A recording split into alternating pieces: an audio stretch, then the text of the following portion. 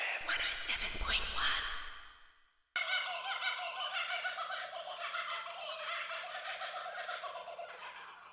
Hi everyone, this is our little extra Christmas bonus. On this show we're going to talk about various things Christmas. We're going to talk about New South Wales Christmas bush. We're going to talk about mistletoe because that's a Christmas themed thingy.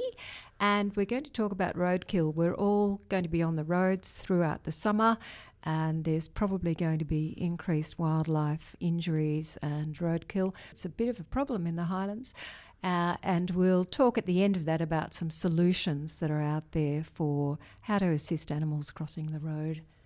And you told me the other day that you've got a new bird in your garden. Tell me about that. Yes, I have mixed feelings about him. It is a him, actually. Oh. It's a blackbird. Oh.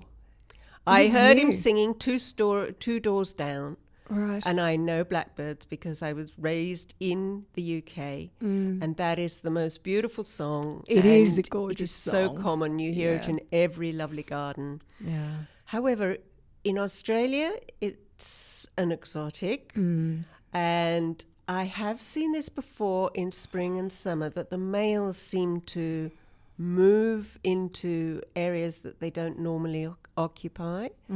So he has been actually in my garden. He's a beautiful bird and a beautiful song, but I feel very ambivalent about it, you know. Yeah. I'm not sure if he's displacing other birds. How do you know it's a male? I know it's a male because they look completely different. Well, not completely different, I suppose. The male is black, absolutely boot polish black. And in the breeding season, the bill goes really bright yellow. I've even seen it go orange, actually. And the legs, too, can be yellow. The female is a discreet brown because she wants to keep a low profile. He wants to keep a high profile. They've got it all sorted. Yeah. Oh, well, we'll maintain a watching brief on that one. Yes. Yes. Okay, so let's talk about roadkill. At this time of year, all of our animals are a little bit horny. Spring, summer, that's how they go. And so a lot of them are out wandering at the moment. You can have roadkill at any time of year, but it's more of a risk at the moment. So kangaroos, koalas, wombats, turtles, echidnas, they're all out there crossing the roads. Unfortunately, we've kind of dissected their natural area with our roads and things, and they've got to get from A to B some of the time. So we just really want people to be alert to the fact that these creatures are out there. Particularly, they're inclined to move at sunrise and sunset. And if you see one, particularly with kangaroos, there's more than likely to be more around. So even if you manage to navigate safely past one kangaroo, do be alert because there will be others out there. I've read an assessment that they think something like 10 million animals are killed by roadkill in the country every year. And that's only the ones that are killed. That's not the injured ones. So please drive slowly. Think about the wildlife. And also at night, be really cautious because so many of our mammals are out at night. That's right. Yeah. So, yes, it's very, very important that we don't race around the countryside thinking we own the joint because actually they own the joint too. That's right. And they say that just because you see quite a lot of roadkill of a particular animal in an area doesn't actually mean that that animal is abundant.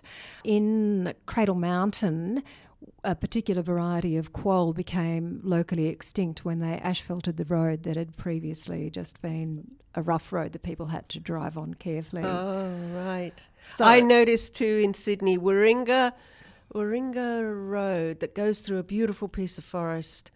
And I noticed when I first started going down there to work that they were lots of roadkill, swamp wallabies and possums. But as the years went by, there was less roadkill. And I began to think, it's not that we're killing less animals, it's that there are less animals to kill. Yeah. So please try and avoid hitting an animal. However, Everybody warns, if you see an animal on the road and you cannot help it, do not swerve. It's just far too dangerous for you. Unfortunately, the advice is that you should hit the animal if you can't help it rather than swerving, because you're putting yourself and other drivers at risk. If you do injure an animal, we would encourage you, please, to contact the local wildlife carers. And the best way to do that is to have an app on your phone, which is called IFAW. That's IF for Freddy, AW. It's a great little app for our area in particular. If you open it up, it's got immediate access to carers' phone numbers, and they can advise you about what to do with the injured animal.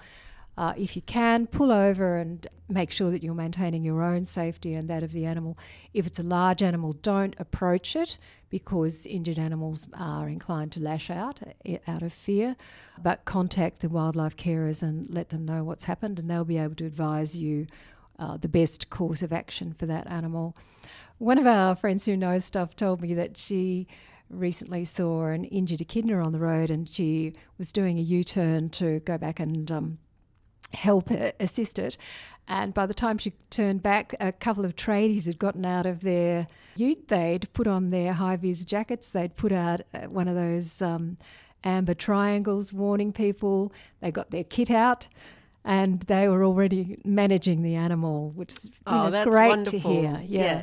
If you're highly motivated and you live in the Highlands, you can go online on YouTube and you can find plenty of training about how to do pouch checks on injured animals, kangaroos and wallabies and so on. And those skills are really helpful. So if you're inclined to get into it, please do. But pick up the i4 app or pop it on your phone. It's also able to be used to report dead animals, so that we can be putting together a record of the areas where there's the highest risk of animals being injured, and potentially do some preventive actions to ensure that animals are kept more safe in those regions. So some of the things that we can do to prevent roadkill are, you will have seen, not so much in the Highlands, but if you drive down the Princes Highway, you'll see big fences alongside the main roads where they're keeping the animals to each side of the road, and then they'll have access points along the road where they'll have those great big poles that you see, some with net for various different creatures to clamber across the highway right up high above the traffic, and some with no net at all. And I didn't understand what those ones were for, those big poles. Lou's making a face at me. I don't know, but I've seen the possum. There are also big poles with no net in between, and they're for the gliders. Oh, and they yes. Apparently they'll Okay. Be atop one pole. They'll glide to the next pole. They lose height as they glide across, so they land about halfway down the next pole, clamber up to the top of it, and glide across to the next pole. Oh, because I'm worried about the greater gliders we have up on the jib. And they won't come to ground. Not like a koala will come to ground. So you could make a tunnel maybe under the Hume Highway or something. But for a greater glider, I didn't realise I don't think that the greater gliders, though, are using the poles. I haven't read that. Can't be sure. Maybe one of our friends who knows stuff, who are all listening to our show, might let us know. I know that I'd love to know. Squirrel gliders will use them. And one of the other small gliders, the name of which is escaping me right now. Sugars. Yes. In fact, it is. And of course, they do go under culverts. So people observed that just the normal drainage culverts that go under the big highways were being used by wildlife to cross. And so now more and more of them are being designed to suit wildlife, to encourage them to go through the culverts. So they've done what they describe as putting furniture into the culverts to make it more attractive. They put rocks and logs and things like that. And they've observed that the koalas do not like to get their feet wet as they go through the under road culverts. So they've put wooden ledges in some of the culverts so that the koalas can take kind of an elevated walkway How through the thoughtful. culvert. Yeah. But great ideas. We need more of Yeah, this we stuff. need more of that stuff. And it would be lovely to have something going over the Hume Highway. I Yes. think that every time when I see all this beautiful bush on both sides and this highway just cutting straight through the middle of it. Yeah. Yeah. There are, nowadays there are more and more of those beautiful wildlife bridges that are being built. There's some lovely ones in Queensland. And in fact, maybe have a look on YouTube for Wildlife Bridges Australia, and you'll see some fabulous designs. It would be really Yes. good to see more of them around the country. It would, especially here in the Highlands. Yes. We wanted to just add to our recording about roadkill that a wildlife carer has advised me recently that often people come across an injured animal and let the carers know that the animal is there, but then the person who's reported the sighting hasn't got time to stay, unfortunately, with the animal and keep an eye on it. Injured animals will often move away from the spot where they've been seen, and the poor old wildlife carers come along to rescue the animal and can't find it.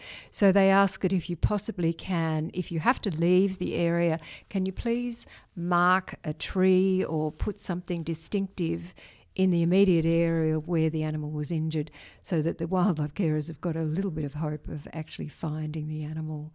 So you told me recently that you can get some of that Dayglow tape, but it's organic. It's biodegradable. Biodegradable. Yeah. So where can you get that? Bunnings, maybe? Good question. I don't know, but I do know that biodegradable Okay. tape exists. It'd be great for people to have it in their car. In their car. Yeah. Yes. Okay, so I'll add that to my wildlife kit, Please do. along with the towel, the box, and a The few app other on the things. phone, i4 app on the phone. I've got i4 on the phone. I'm not sure if I know how to use it. It's pretty easy, Lou. I think you're up for it. So, Christmas. Let's talk about some Christmas things. I'm wanting to talk about red plants at Christmas time that you can use for table decoration, but also have other advantages. So, Lou, can you tell me a little bit about New South Wales Christmas bush? Well, yes, I can. Mine died. Well, New Zealand Christmas bush is in the same genus as the great, big, wonderful rainforest tree, the coachwood. So I'm just interrupting for a sec because you said New Zealand Christmas bush. Oh, did I? Yeah, you mean the New South Wales. I do mean Right, the New okay. Shall I start? Please continue. Okay, the New South Wales Christmas bush is a lovely smallish tree, probably maybe grows to 5 meters. You can grow it in your garden. I think it's a little prone to frost in its early years. Right. That is why mine probably died. I didn't cover it up the first winter or just give it a little bit of protection. But I have seen them growing very nicely here. They are the smaller cousin, the garden-grown cousin of the mighty coachwood. Right. They are both very interesting in that they have lovely, what look like flowers, but actually they're not flowers. They're the sepals after the flowers have fallen off. And that's the redness that you get with the Christmas tree. And in Fitzroy Falls, if you go to the West Rim and you look out over that valley, probably in autumn, the white flowers have fallen off and you can see exactly where the waterways are coming down in the valley by the redness of the sepals of the coachwoods. Right. But the New South Wales Christmas bush is something you can grow in your garden. I wouldn't recommend the coachwood. It's a serious, straight, wonderful rainforest tree, and it does grow here, but not not a garden suitable plant. for a small garden. Not suitable. But So the you can Christmas bush, decorate that. yeah, the Christmas bush makes a great table decoration and is sold all over the place by florists at this time of year. Yes. And another red table decoration that's a native that I recommend is the red callistemons. I've got heaps of callistemons out at the moment in my garden. I've got red ones and white ones. And they're just a fantastic plant. If you've got a little bit of garden, and even if you're not much of a gardener, callistemons are beauties. They attract insects. They attract beneficial insects, I should say. They attract birds. They attract possums. They attract all sorts of other creatures because they're lovely and dense, and they provide a very safe haven underneath. And nectar. That's right. And they flower and flower and flower. We love them. There's a whole hedge of them running out of Barrel on the way to Mossvale that I admire. Every year it comes out. Yeah. They do make good hedges. Yes, they're really good, street plantings because they don't need much looking after. Of all the plants in my garden, these are the ones that I really can comprehensively neglect. They do quite like really water though, don't they? I tend to water my bottle brushes. I haven't particularly. You don't have to, but I have noticed that they do like water. That you will attract lots of birds in with callistemons. So plant callistemons and then you'll have them in a year or two to pop on your table at Christmas time. Another Christmas theme in various places is mistletoe. And I wanted to talk a little bit about mistletoe. We don't have the kissing under the mistletoe tradition here at all at Christmas time, but I'm familiar with it, and it gave me an opportunity to talk about mistletoe because Lou and I have seen this fabulous video by Dave Watson, who's Australia's mistletoe expert. He's brilliant. He's so brilliant. Yeah, he's a really good presenter. We should post a link for that. Yeah. A link. Yeah, that's a good plan. So mistletoe, for those who don't know it, is a parasitic plant that will grow on many trees. And if you look at, for particularly gum trees, if you stand back and have a good look at them, you may see a patch where the leaves look somewhat different to the rest of the tree. Some mistletoes actually mimic their host, but we won't talk about those, too difficult to find. But if you look at some trees, you'll find that patches of different kind of growth exist on the tree, and that's mistletoe. In Europe, some mistletoes are toxic, but in Australia they're not toxic. And some people think of them as a weed species that kills off our native plants. But in fact, Dave and his various associates have been able to demonstrate that they're really beneficial to the plant that they live on. Mistletoes are parasitic in that they take water and a certain amount of nutrient from the host tree. And the leaves are just full of water all the time. And the stoma of the leaves are never closed, so that they're a very cool environment and they attract lots of creatures on hot days because the various different critters have learnt that the mistletoe is cool. Mistletoe as well, when it drops its leaves, it's unlike other plants. It doesn't pull back the nutrient from the leaf before it drops it. It drops the leaf with the water and the nutrient in place, so that underneath the trees that are hosting the mistletoe, you get these lovely, nutrient-rich areas that attract insects and all kinds of other little critters that eat insects, and the woodland birds that are ground insect eaters, who are one of the groups that are under threat in Australia. So mistletoe is kind of doing the world a favour. There's also something like, as well as the Jezebels, I think there is something like 20 species of butterfly that will only pop their eggs on mistletoe, need them to survive. And many, many birds will eat mistletoe. They love the nectar, they love the seeds.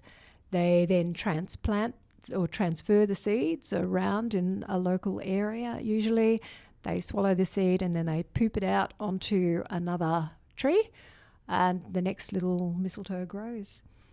I love the approach that David Watson takes, where he explains ecology, really, how one thing is dependent upon another, how the web of life actually works. So having the mistletoes dropping the leaf litter that's full of nutrients attracts all sorts of insects, which in turn attracts babblers and robins and all the rare woodland birds we're losing. And I the just possums. love that. Yes. The way he links everything together so that we realize everything is connected to everything else. So don't keep whipping this out and whipping that out, because you don't really know half what the time what its role is in the habitat. Yeah. So he has demonstrated that mistletoe is in fact a keystone species, which we haven't got time to explain right now, but maybe we'll talk about another time. Yeah, we should talk about it. Incredibly he explains important. It so well. Yeah.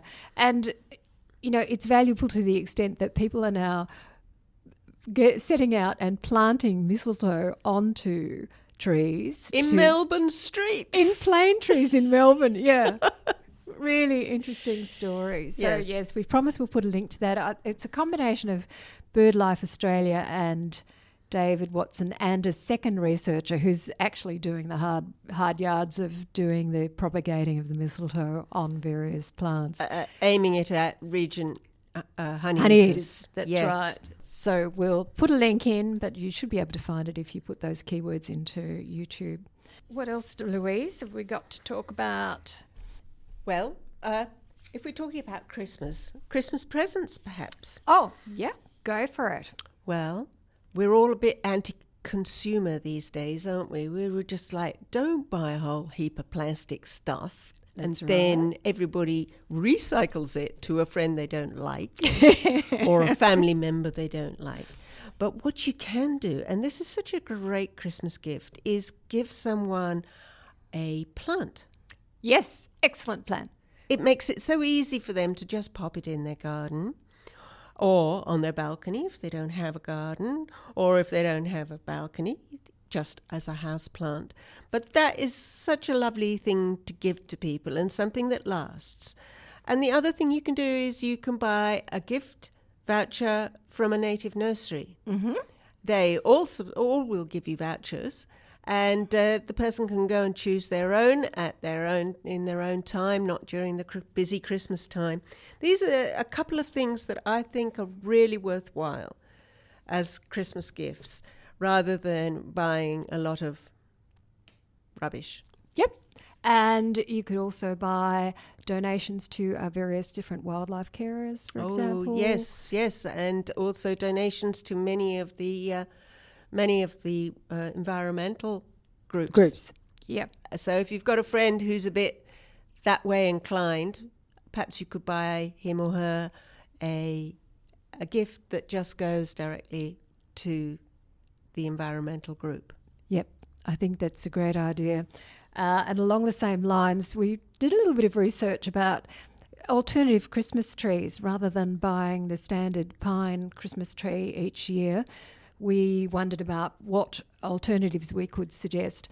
So Lou thought of Wollemi pine, but she then vouchsafed to me that she had killed hers. Yeah, so I killed.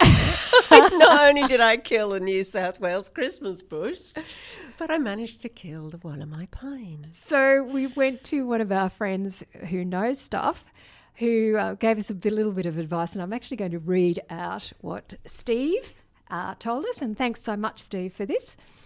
He says that the Wollemi pine is a good Christmas tree option. We're thinking putting it into a pot, by the way, ladies, everybody. But they need care. They're not as tough as many non-native conifers that people might use. They prefer a bit of shelter and moisture and probably don't like hot soil, which can be an issue in dark-coloured pots or those that get hot sunlight on them.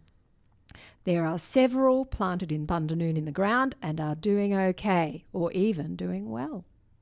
So that's one option, Wollemi pine. Just keep in mind you've got to take a little bit of care of it, but you can keep it outside and bring it in each year at the end of the year rather than buying a new Chrissy tree every year. And Steve also suggested if you want something tougher, I think this is the one for you, Lou.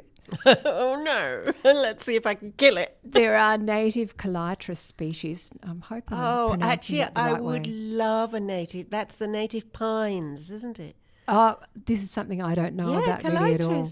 Native calitris trees, and there is a dwarf one available that would make a good Christmas tree. though it wouldn't want to spend too much time inside because it prefers plenty of sun. So there you go. If you want to be a little bit creative, feel a little bit pleased with yourself. I never thought of native pines. That's such a good idea. Yeah. And I've always wanted one. So one more Christmas thing that we wanted to talk about was the Christmas beetle project. People are, like everything else, becoming a little bit worried about the numbers of Christmas beetles no longer being seen. So we should first of all try and describe a Christmas beetle. It's all yours, Louise. I would call it a jewel beetle is the best way to think of it. It's iridescent, it's bright. I think there are probably several species, actually. Yes, I think there's about 20 in the Sydney area. And they're metallic. They're metallic They're looking. usually about 3 centimetres long. And in years gone by, there used to be crowds and crowds of them.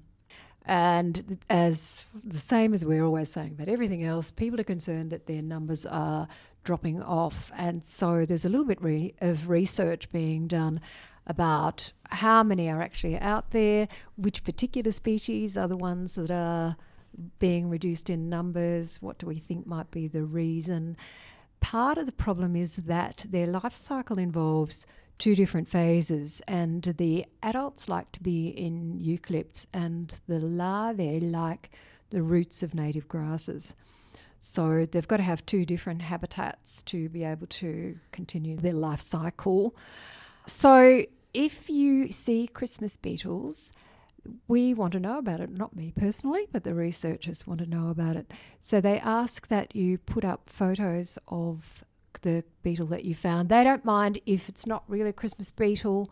The project will work it out themselves, but they're asking that you upload those to iNaturalist, which lots of people won't have used yet, but many people are using. It's an excellent little research platform. So take photos of Christmas beetles from as many angles as you can. Apparently some species can only be identified by the hairs on their bum. You're joking. No, well, that's what the article said. That's ridiculous. Okay, so don't forget to get the bum Take angle. a photo of the bum of your beetle, babe.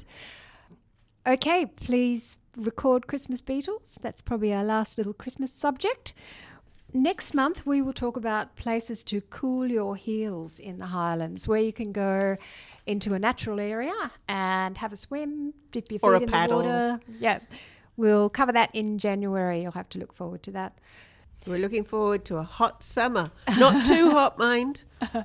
Get on out there and start looking around you. Look under leaves, look under bark, look up into the canopy, and keep your ears open for any strange sounds. Get your binoculars. Maybe binoculars for Christmas will be good. That's a good plan. Yeah. That's a good plan. Okay, we'll see you again in January. Don't forget that you can find us on Highland FM 107.1 on Monday nights at 8 p.m. or anytime on their website under podcasts. You can find us on YouTube at Going Wild in the Highlands, where we have lots of shorts and we have images to go along with our audio. You can also find us on Facebook. You can find us on Instagram. You can contact us by email at flossandlou@gmail.com. And we'll see you again next month. In the meantime, Merry Christmas. Merry Christmas, guys. Bye. Bye now.